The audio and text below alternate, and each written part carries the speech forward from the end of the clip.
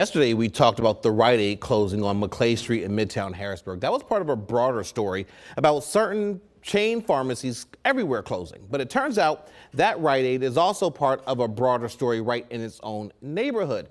Seth Kaplan, live in the ABC 27 newsroom with that story. Good afternoon, Seth. Afternoon to you, James. Yeah, we are talking about that whole Maclay Street corridor in Harrisburg running east from the river. It includes the big Rite Aid, which, like all Rite Aids, is closing.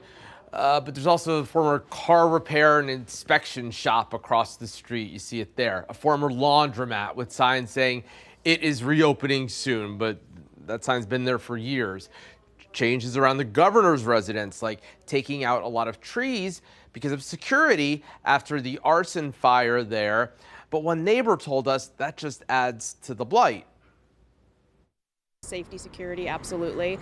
But there were dozens of trees that were taken down that have been here older than my parents, and it's a shame. It changes the whole atmosphere along Front Street. Honestly, I've seen more businesses closing, and it's like the whole area is kind of dying. I would like to see more life coming back into this area. Yeah, and as for the governor's residence, we have already heard back from the governor's staff. They say how things look right now. They say they're confident neighbors will like the aesthetics once they're done redesigning and reconstructing everything. James, we will have more about that and the rest of the neighborhood coming up tonight at 5.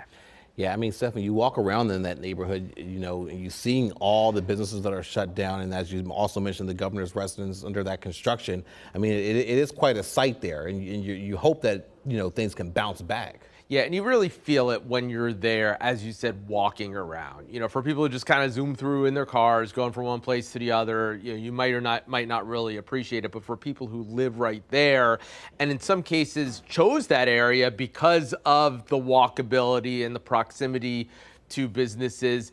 You know, the Mother's Sub Shop is another one. I mean, that closed because unfortunately one of the owners died. I mean, that's nobody's fault.